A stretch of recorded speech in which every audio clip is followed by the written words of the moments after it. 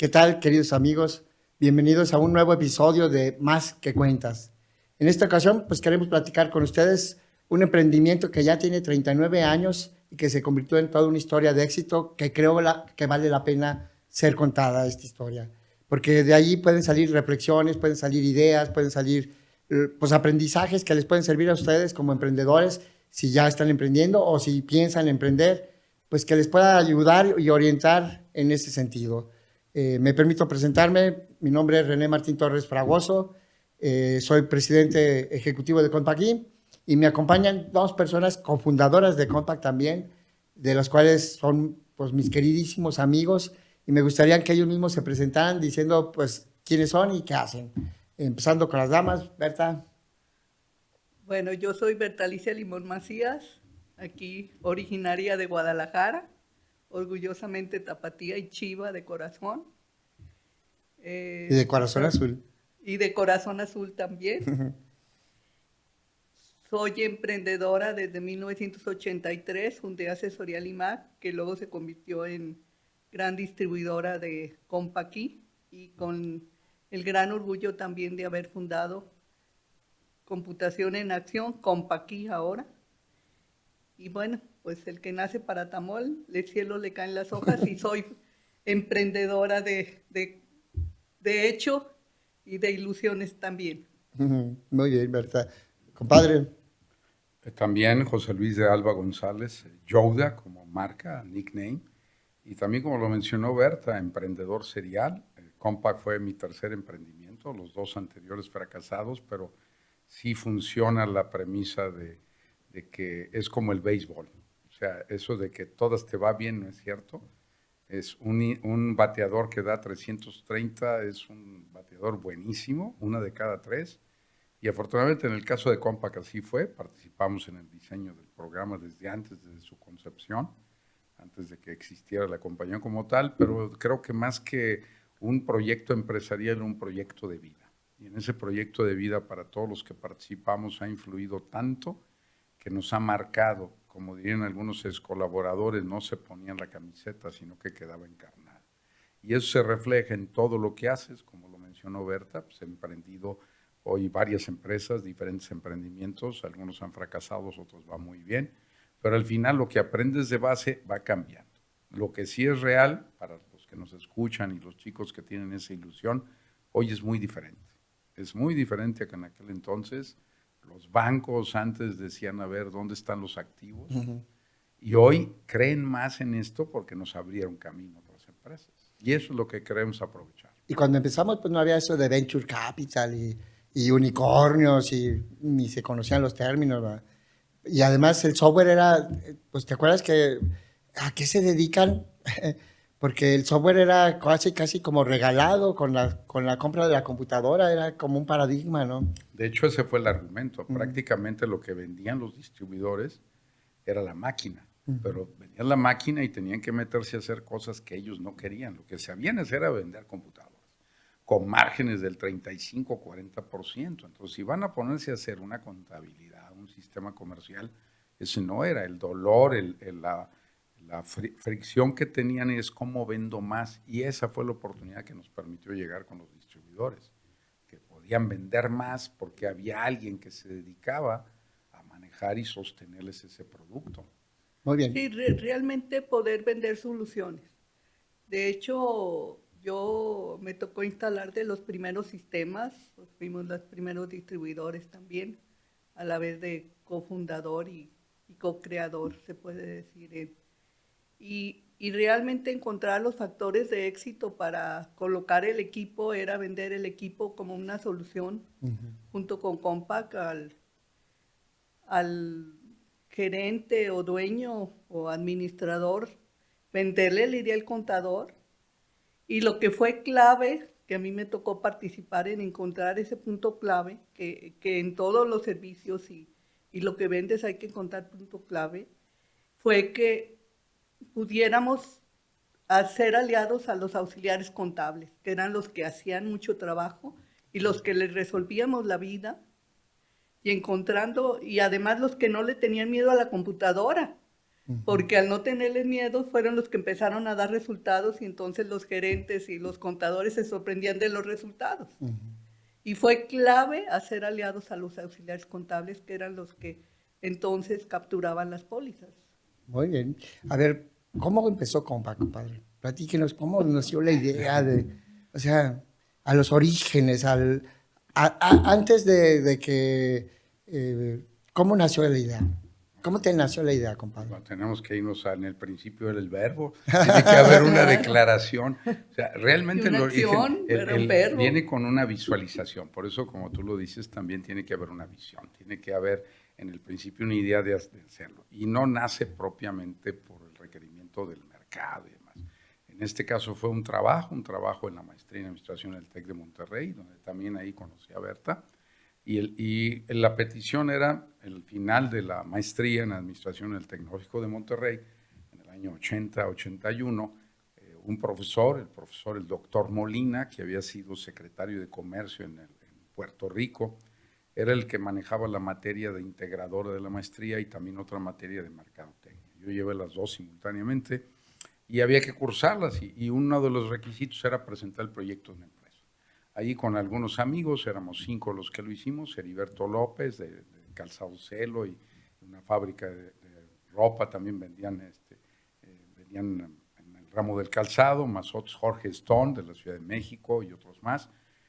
Yo les propuse que hiciéramos una solución para ofrecer software empaquetado. Entonces ahí fue el primer concepto y se llamó desde el principio Computación en Acción. Diseñar el logotipo con el domicilio de la casa de mi mamá, que luego ya platicaremos de eso, pero venía el primer logotipo y todavía guardo algunas hojas con ese logotipo del caso de la maestría del TEC. Y entonces fue la propuesta de cómo manejar un software empaquetado y pensar en eso. Si nos vamos a los números y repasan alguna de las películas de Apple, los números que daba construir algo que llegara a ese mercado eran millonarios.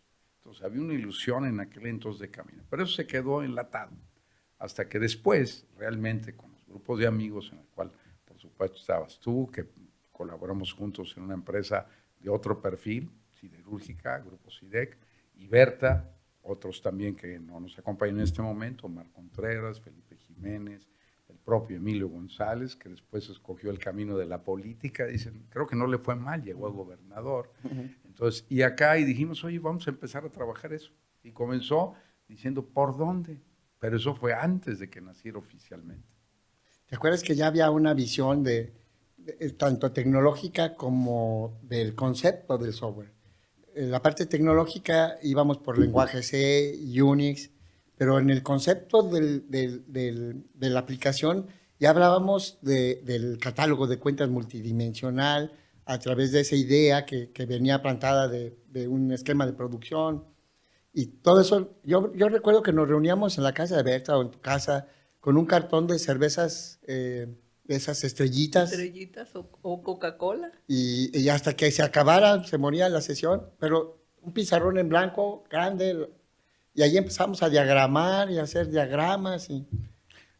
Tiene que haber una premisa básica. La pregunta sería, ¿qué estoy resolviendo?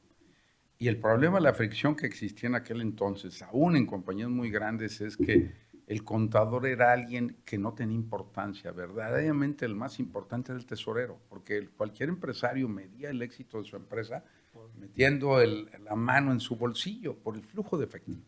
Entonces había una diferencia muy grande entre lo que es el flujo de efectivo, la contabilidad de flujo, cash flow accounting, versus la contabilidad de registro, accrual accounting. Entonces terminaba el mes y el empresario no sabía cómo le había ido. Entonces había una gran discrepancia en términos de esto. Y los cierres contables eran tremendos. ¿Por qué? Porque la contabilidad de aquel entonces era básicamente vaciar en una hoja de trabajo, hacer todo un tabular, luego después arrastrar las sumas, llevarlo a las cuentas de mayor y demás.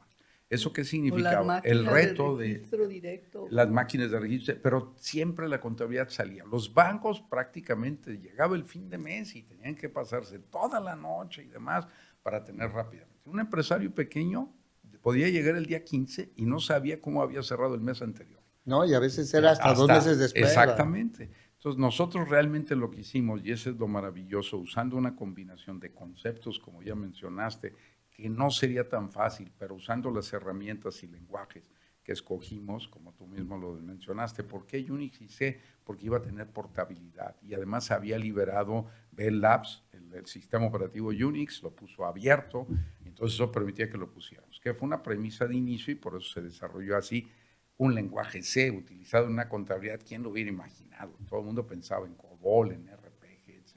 Entonces nosotros rompimos ese paradigma, pero luego los conceptos que están abajo. Primer concepto, contabilidad en línea. ¿Qué quiere decir? Que tú metes un movimiento contable y en ese momento se arrastran, ¿no?, todos los números y llegan y se cargan hasta las cuentas de mayor y eso permite inmediatamente sacar el balance y el estado de resultados. Primer rompimiento. Segundo rompimiento, una estructura interna gracias a un diseño que permitiera algo que es ingeniería, que es un modelo recursivo que permite que el diseño del catálogo pueda ser hasta N niveles, que luego mis colegas contadores no lo entendían tan fácil y había que poner 999. Es que nos preguntaban cuántos niveles tiene N, porque en Sí, ingeniería es así muy fácil era. decir la sumatoria desde 1 hasta N, pero cuando un contador dice N, decía, a ver, no entiendo cuántos N, ¿verdad? Y luego explícale una N factorial y menos. Entonces, el escenario es llegar y contabilidad en línea, básicamente con una estructura flexible del catálogo que puede llegar hasta 999 niveles. Y además otro elemento muy importante que fue robado de los sistemas de soporte de decisiones, un reporteador. Un reporteador que permitiera que los directivos pudieran tener reportes diseñados a sus necesidades. Y lo que tú mencionaste, o sea, una contabilidad que permitiera estructurar un cubo, lo que hoy le llamamos también cubos de análisis o lo que es un business intelligence. Desde el origen, hace ya prácticamente 39. 40 años, el próximo año, nosotros ya lo traíamos. Fíjate, en ese contexto, en aquel entonces las contabilidades más profundas eran 5 niveles. Cuando nosotros llegamos con 999, pues rompimos paradigmas. Lo que decías de contabilidad en línea, la mayoría era contabilidad en lote. Capturaban todas las pólizas y hasta el cierre de mes afectaban el saldo.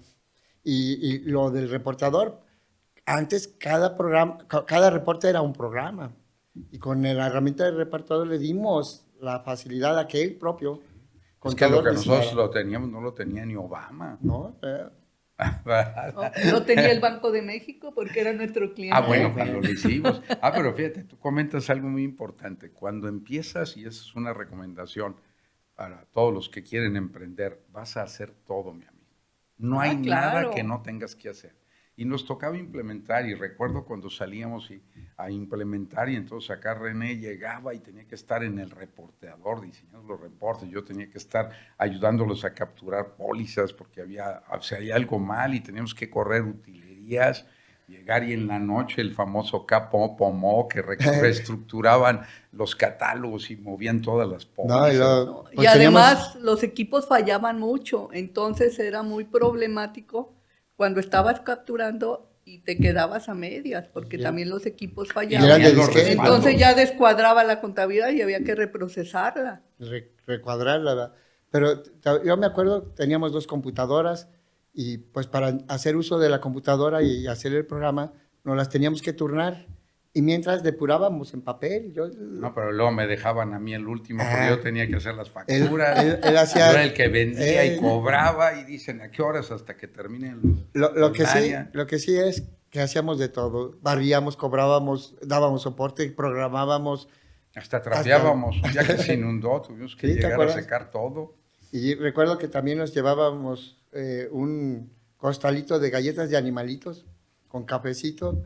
Y es que era lo más barato. Hasta que el cuerpo aguanta. Eran bolsas de galletas de animalitos. Y luego uno de nuestros colaboradores ahí, socio Luis Gerardo Pérez también. Monstruo galletero. El monstruo galletero, que aventaba código en inconsciencia.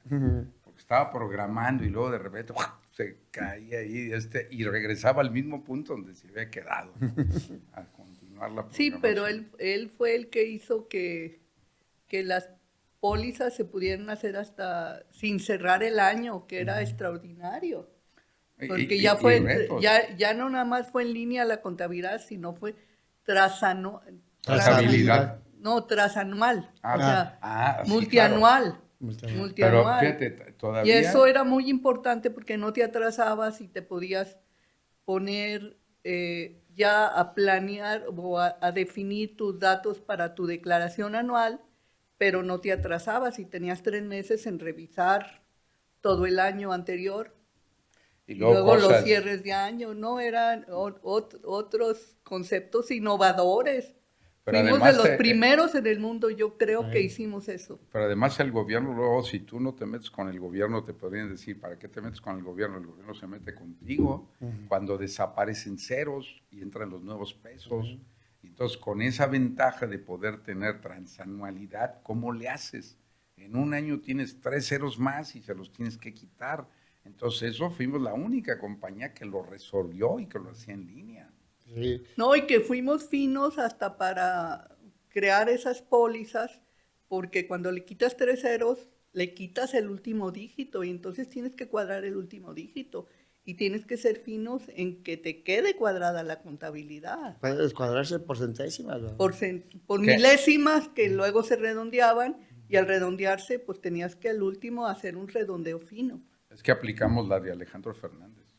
¿Cuál? Los detalles, Ah, claro. mátalos, tus clientes tienes que tener los detalles. En la contabilidad poniendo la edición con el apóstrofe y la coma. ¿Por qué? Porque mis colegas contadores, cuando tú estás trabajando y sumando para hacer un movimiento, una póliza, tú llegas y el contador típico de mis tiempos primero usaban un protector para que no se ensuciara la manga. Luego de repente los lápices y llegaban y la calculadora, documento, hoja tras hoja, y sin ver la calculadora, todo hacía la ciega. Y no se equivocaban. Entonces, ¿qué tenías que hacer? Darle la sensación, hacer que la póliza se dibujara en pantalla. Y eso estamos hablando con DOS. O sea, no existía todavía Windows, no existían conceptos gráficos. Y ya teníamos los pull-down menús y todo Así eso. es, todo el modelo para darle la sensación, llegar a lo fino, y por eso recuerdo eso. Un cliente es como un matrimonio. O sea, él no se va a acordar de ti en lo general, se va a acordar de los detalles. O sea, por eso, chicos, todo el que quiere emprender, trátelo como a su novia, pero no es a patadas, maestro. Antes de que llegue, acuérdate de todos los detalles, mándale flores aquí, sorpréndelo. Realmente. Fíjate, yo me acuerdo que nuestro primer anuncio de publicidad era una hoja donde estaba una computadora y una hoja de un balance, un vaso y un alcacelser. Pero también una pluma de una lujo, pluma, también una también. pluma de lujo. Estaba allí una pluma y decía Compaqui y la T abarcaba hasta la Cuba. Y no, decía nada más Compact, no era la I todavía. Y yo me acuerdo que eso para mí era como una misión, cómo ayudar al contador a llevar la contabilidad. Sabíamos que eso le iba a cambiar la vida al contador. Y aunque no fue definida formalmente, yo creo que eso a mí, en lo personal, a mí me entusiasmaba poderle cambiar la vida a millones de personas que antes hacían su contabilidad en lote y tardaban 2 o 3 meses para obtener resultados.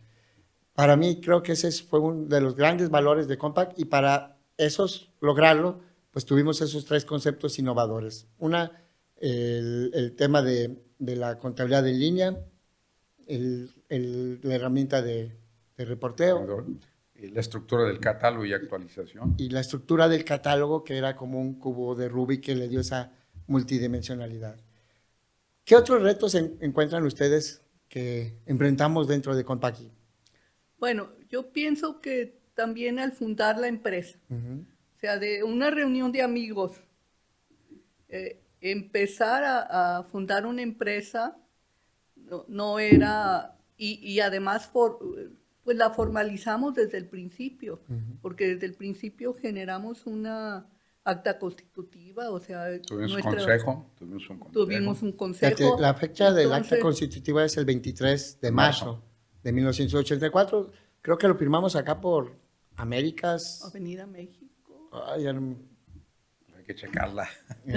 ¿Dónde estaba esa notaría? Y ahí nos reunimos y fuimos y firmamos juntos y celebramos por la constitución de la compañía. Todavía de allí a que obtuvimos nuestro RFC, pues nos lo dieron con fecha del 28 de abril. Sí, es que en ese tiempo primero la constituías y hasta después te daban, y no lo hacían coincidir la fecha de constitutiva con el RFC.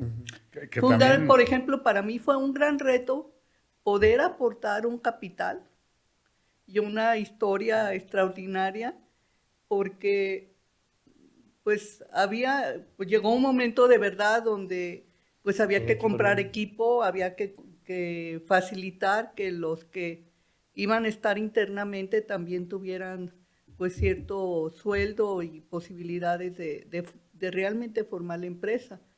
Y entonces cuando a nosotros nos dicen, pues hay que aportar tanto, y yo pues ya tenía el IMAC y pues el IMAC apenas empezaba, no generaba recursos, como algunas empresas empezaban entonces, pues casi eran de supervivencia para empezar a clientarte.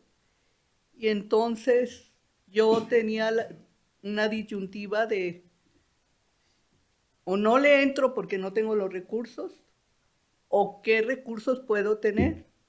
Y en ese momento yo recordé que tenía 2 centenarios que me había dejado un tío abuelo. Mira. Y al tener los 2 centenarios, dije, no, si les digo a mis hermanos y a mi familia que voy yo abrí la caja fuerte, saqué mis 2 centenarios, nadie supo, ni siquiera se los ofrecía a ver si alguien del grupo los quería comprar. Yo fui al banco porque pues eran pesos los que me pedían y cambié esos 2 centenarios por pesos, hice mi aportación, ¿verdad? Pero así como decir, donde está tu tesoro está tu corazón, y era mi tesoro, y estaba mi corazón en hacer Compact también, y bueno, pues para mí fue, pues alabado sea Dios que me permitió ver con claridad que era ese momento de verdad y que los recursos que tienes hay que ponerlos para tu proyecto. Así es. ¿Tú, compadre? Yo lo que vería es primero la recomendación que nosotros vivimos un tiempo diferente. Hoy los que quieren emprender tienen un ambiente más proclive a que lo hagan. Primero, han entendido cada vez más que tienes que tener resiliencia. ¿Qué quiere decir? Nunca pienses que va a ser sí o sí, como dicen en España. ¿Qué significa eso? Es porcentaje de éxito. Entonces piensa que tu primer emprendimiento, cuando lo hagas, lánzate, ponle toda la fe, pero piensa que no tiene que ser el definitivo. Puede ser que sea el proceso de aprendizaje. Segunda recomendación, que salgas bien librado con todos tus colaboradores y amigos. ¿Qué quiere decir? Levanta y ten suficiente dinero para que si quieres cerrar, liquides a todos tus colaboradores con el concepto de ley. Porque entonces cuando lances uno nuevo, van a recordar que tú cumpliste como empleado y que no quedaste mal. O sea, tienes que tener dinero suficiente para que cuando dices, ya no voy a poder con esto, puedas liquidar a todos como se debe. Todos te van a acompañar. Tercero, rodéate de personas que te pueden ayudar y sobre todo, y eso es raro, nosotros éramos amigos que hicimos una empresa, pero no necesariamente las startups y los emprendimientos terminan bien entre amigos. Entonces, el orden de los factores sí altera el producto. Somos compadres, pero fue después de empezar. Es más fácil hacer de un socio que tiene buena relación un buen compadre, que a veces al revés, un compadre hacerlo socio. Eso cuenta. Tercera, que sea un equipo balanceado. ¿Qué quiere decir? Que yo no creo en los emprendimientos de uno solo. Los solopreneurs hoy están de moda en España, pero dices, es difícil. O sea, tienes que tener al menos 2 personas que sean complementarias, que están traslapadas, no necesariamente que hablan de conceptos que uno no entiende, al otro no se entienden, y tienen que tener la base que significa el mercado, o sea, mi cliente, qué necesita, y la tecnología. Si tienen un tercero que contraten o que también es un socio que maneje la parte financiera, es ideal. Y un punto adicional sería que no es recomendable que tengan 50-50, porque ¿quién decide?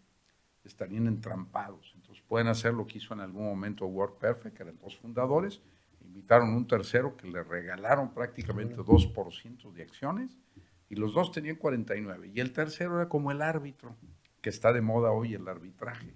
Entonces te diría, hoy es más fácil porque hay estructura, aprovéchenlo. Y como dijo Berta hace un momento, el capital, es la primera vez que tenemos un capitalismo sin capital. Lo que vale es la idea, pero convertida en ejecución.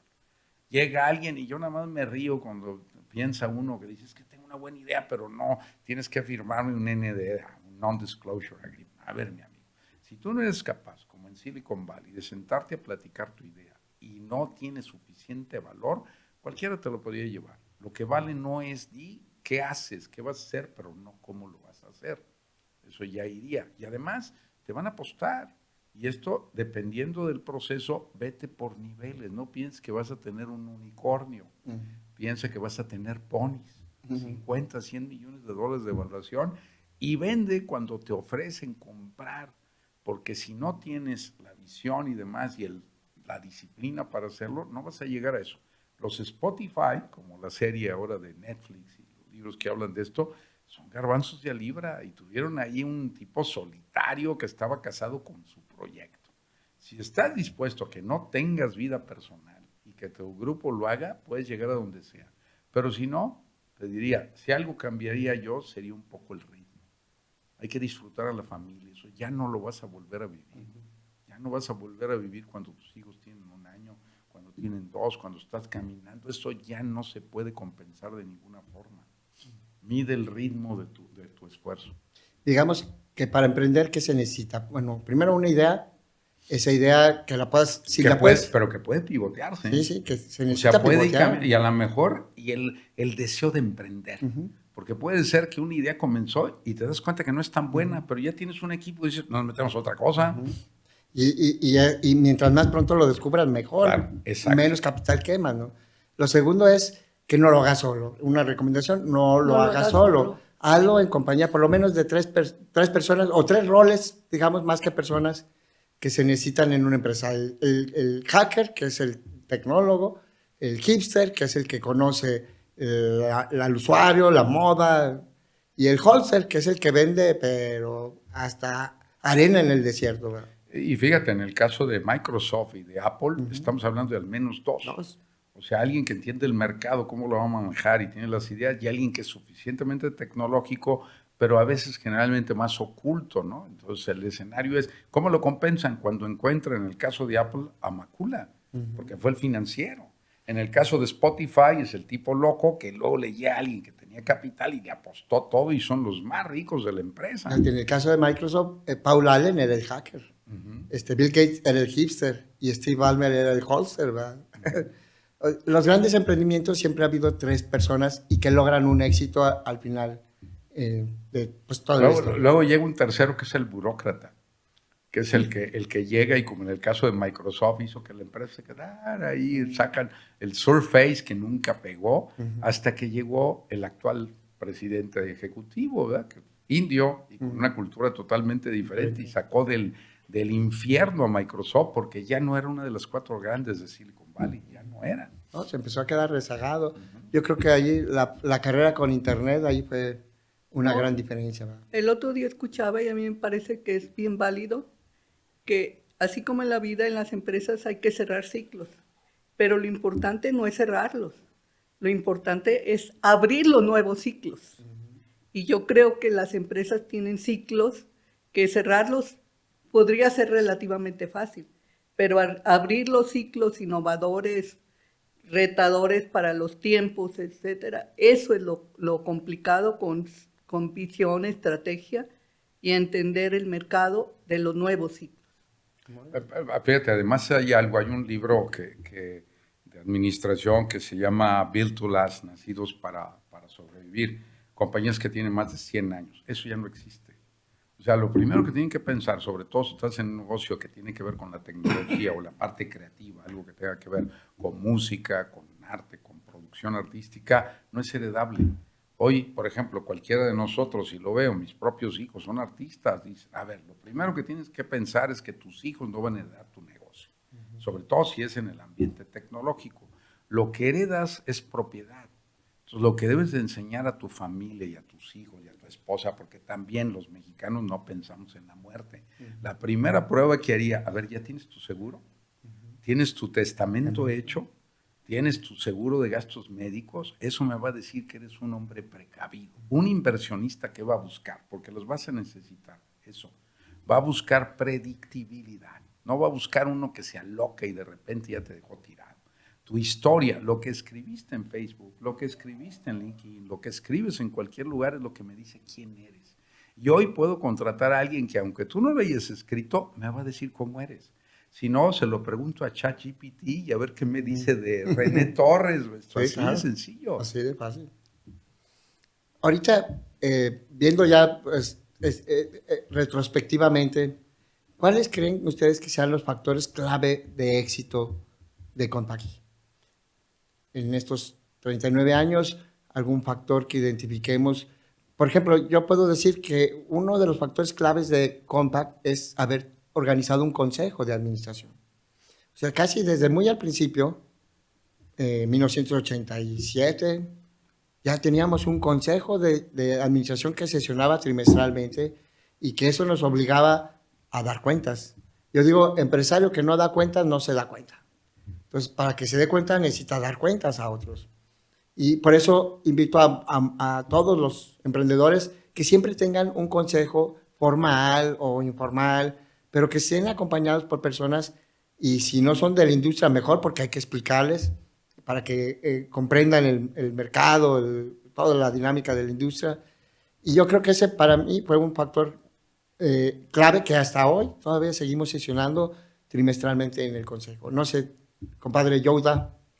Mira, yo lo que te digo y lo que yo cambiaría es el escenario que la creación de una empresa tiene etapas.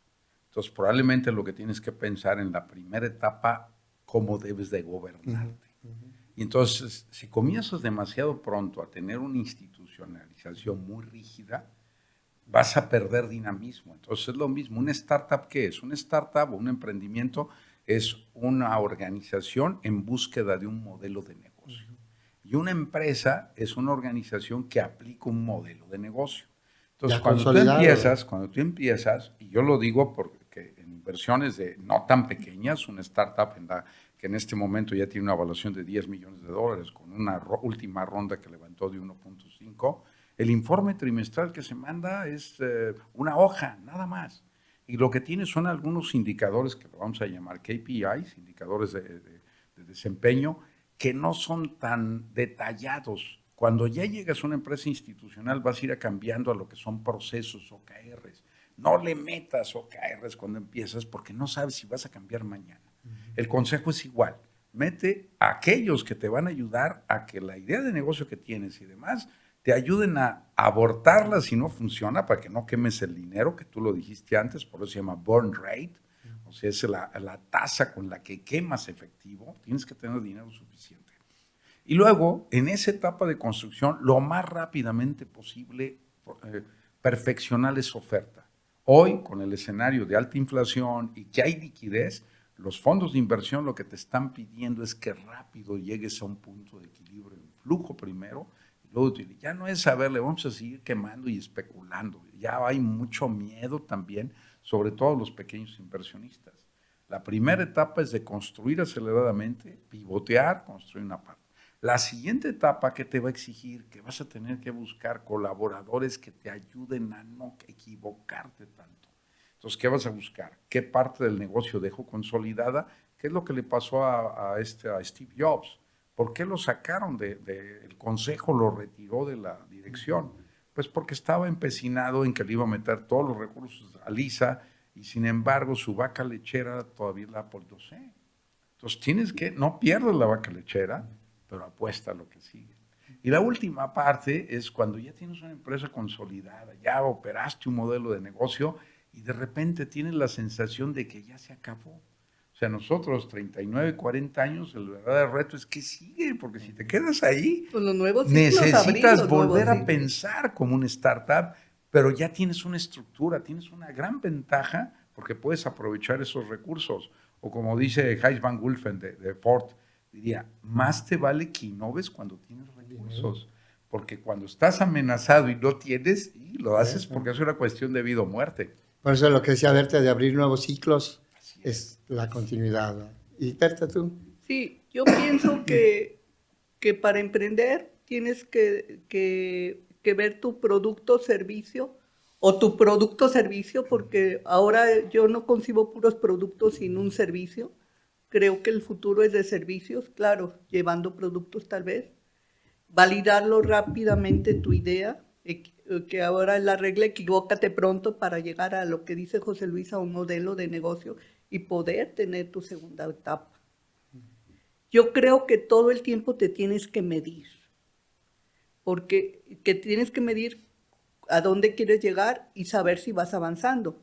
Igual que si quieres correr un maratón, no puedes decir que nada más porque quieres correr un maratón. Tú tienes que entrenarte y correr primero 5 kilómetros, luego 10 y así llegar a correr tu maratón y saber que vas avanzando. Si no te mides, no sabes si vas avanzando. Por eso lo de si no rindes cuentas, pues no. No te das cuenta, ¿verdad? Y a veces rendir cuentas con tercero es muy importante porque no deja de ser un acto de humildad de tu realidad para que un tercero pueda, por eso a veces son los consejos, mentores o lo que se necesite, para que puedas seguir construyendo con ideas que te dan valor, ir rompiendo esos ciclos, salir de tus zonas de comodidad para entrarle a los nuevos ciclos retadores que nos gustan, disfrutar el camino también, no estresarte. Bueno, eso es difícil, ¿verdad? Más bien estresarte casi adecuadamente, pero también disfrutar el camino. No todo es perfecto, pero yo creo que sí se van viendo los avances a través del tiempo y si te mides, si puedes llegar a un poco de más madurez creando presupuestos y comparándote, es algo muy sano y ciertos indicadores, es decir, quiero llegar a prospectar 100 empresas porque esos prospectos me van a llegar a tener, ya me di que el 15% me compra, pues a ver ¿Cuánto tengo que prospectar? ¿Cuánto tengo que prospectar y cuánto me cuesta prospectar? Porque prospectar no, ya sea a través de marketing digital o ya sea a través todo terreno, hasta canvaseo llegaría a ser algunas veces, o telemarketing o lo que Dios nos dé a entender a veces. Innovar, yo creo que en todos los ciclos hay que innovar. La innovación es lo que puede hacer que el mercado, pero la innovación que la entienda el posible cliente, porque si la entiendes tú y piensas que tu idea es maravillosa, ahí a veces estás bien equivocado. El gran chiste es que tu idea haga clic con el cliente y entonces él diga, voy. Eso es básico. No sentir que yo estoy acá y que el cliente no me entiende. Si el cliente no me entiende, estoy equivocado.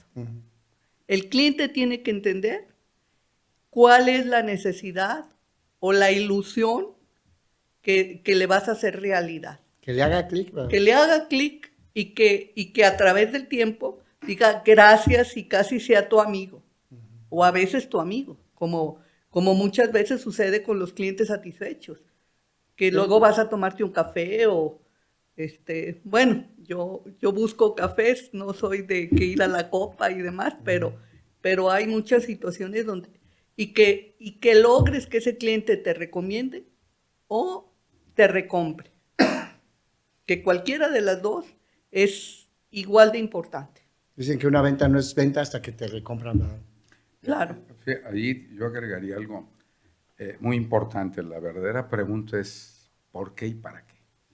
Entonces, hay un curso que lo hacía en un día y medio para empresarios y es momento de replantear la estrategia. Y el primer ejercicio es qué quieren, quiénes son y qué quieren tus socios.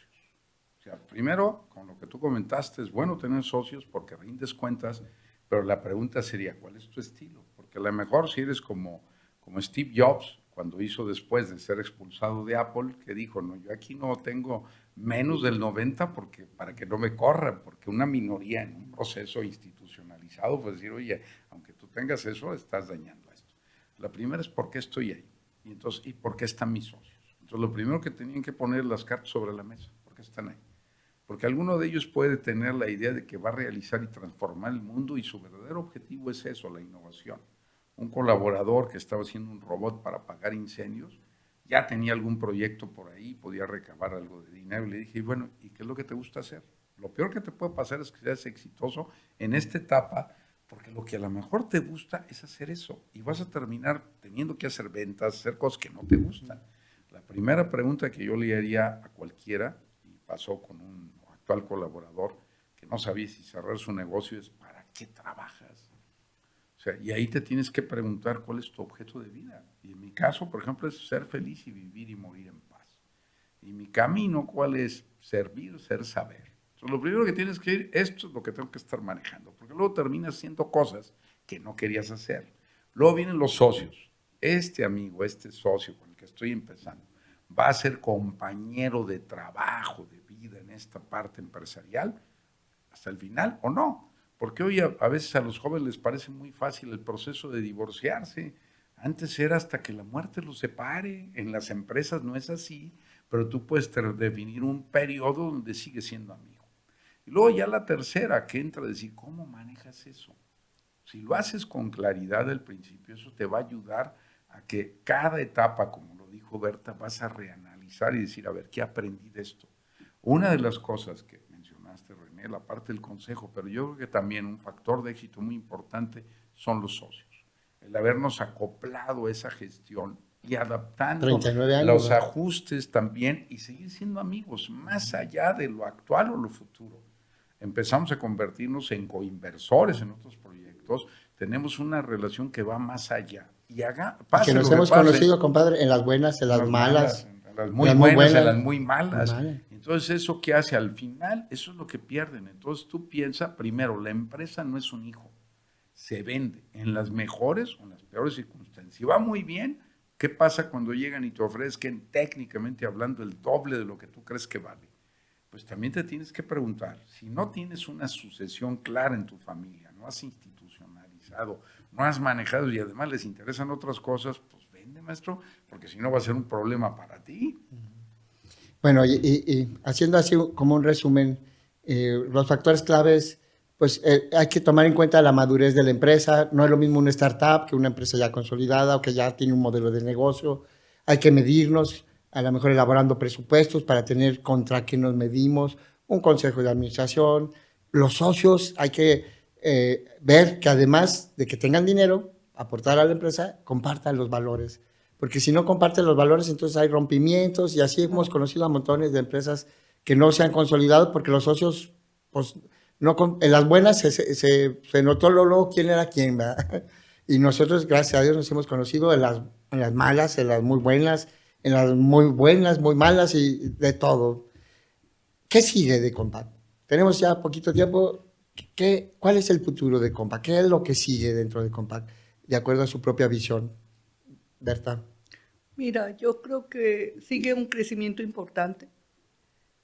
Están unas oportunidades enormes en todo lo que es microservicios, todo lo que es Big Data, todo lo que es expansión geográfica. Nos hemos concentrado en México, pero creo que esa parte de expansión geográfica, dada lo que hemos sido también muy exitosos, es la parte de cumplir todo lo fiscal, que eso nos hace diferentes y seguir siendo diferentes, y entender otras latitudes o longitudes, creo que es muy alcanzable para nosotros. Y naturalmente la inteligencia artificial para que nuestros clientes tengan mucho más información y tomen mejores decisiones, que si se ofrece algún servicio de inteligencia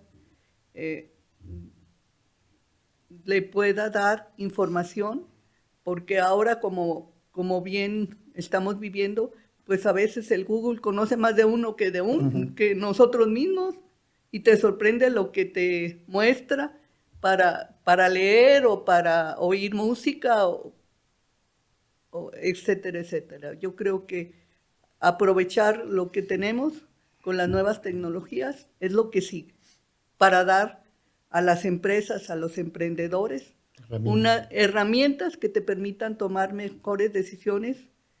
Y yo, como decía mi mamá, que era una mamá exigente, como muchas mamás, rápido y bien. O sea, mi mamá quería todo rápido y bien, lo cual pues no te da mucha maniobra, pero lo tenías que hacer con dos cualidades. Entonces, yo creo que también ahora de todo el dinamismo es hacer las cosas rápido y bien. No digo que perfectas, porque yo siempre he dicho, lo perfecto es enemigo de lo bueno. Quieres construir algo perfecto y nunca haces nada, pues por llegar a lo perfecto nunca llegas a nada. Entonces, Bien. Compadre Yauda. Yo lo que veo es que primero tenemos dos futuros. Tenemos un futuro hacia adentro de lo que se ha hecho en México, porque por definición cada país tiene su forma de hacer las cosas. Entonces eso produce lo que se le llama la localización, o sea, hacer una contabilidad y un modelo fiscal en cada país es similar. Hoy participo en un proyecto en el que estamos haciendo software de justicia alternativa y estoy aprendiendo muchas cosas, platicando con uno de los líderes, un abogado líder en Costa Rica. Hay cuatro centros de arbitraje allá y ya tienen un modelo muy hecho. Y resulta que en el 2020, cuando vino la pandemia, ellos nunca cerraron. Y en cambio en Ecuador y Perú sí, porque iban atrás. O sea, resulta que Centroamérica está más avanzado en este tipo de procesos que todo Sudamérica o que México. México y Jalisco en particular es el líder. Entonces, ¿qué tienes que dar cuenta? A ver, primero, no tenemos algo que sea tan fácilmente exportable. No podemos entrar porque es directamente. Entonces, ahí nos restringe a lo que es un producto como lo que hoy conocemos. Entonces, ¿qué tenemos que hacer? La estrategia de Samsung. Samsung, ¿qué hizo? Llegó un momento en que ellos definían, todo lo que hagamos tiene que estar hecho en Corea, todo lo tiene que hacer Samsung y todo tiene que ser ingenieros. Rompes todo. Dijeron, rompo todo. Ya no tiene que estar hecho en Corea, ya no tiene que ser por ingenieros, ya no tiene que ser Samsung. ¿Eso a qué te lleva? Lo que comentaste antes, ecosistemas. O sea, ¿cuál es el fuerte aquí? ¿Qué sabemos hacer? Entonces, si nosotros podemos hacer inversiones que ataquen cierto problema, pero que sirvan para un ecosistema. ¿Eso qué significa? Buscar alianzas, acuerdos con otros, subir a otros que son más pequeños, que puedan potencializarse, y eso incluye desde generar un ecosistema también, que el gobierno hace su parte, que los que hacen aceleradoras, incubadoras, aceleradoras, los fondos de inversión lo hacen, pero que es más fácil llegar con modelos donde dices llegar al cliente. ¿Y eso qué tiene que ver con lo que se llama el market fit? ¿Cómo entro más rápido acá? ¿Y qué quiere decir? Una recomendación muy importante para los emprendedores. No es lo mismo que construyas a alguien que le compita a Sanmina y demás, porque sus márgenes son 4 o 5%. Ventas de miles de millones de dólares para ganar una cantidad. Aquí puedes tener márgenes altos. Primero, cuida tu burn rate, o sea, que es tu gasto fijo.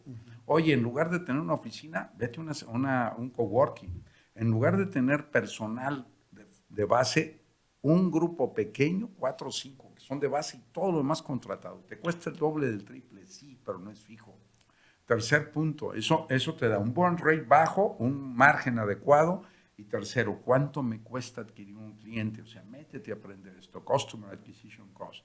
Y trata el lifetime value. Y el lifetime value, para que tu lifetime value entre tu Customer Acquisition Cost te dé un factor, considerando lo que vas a ir perdiendo cada año, que lo hace rentable.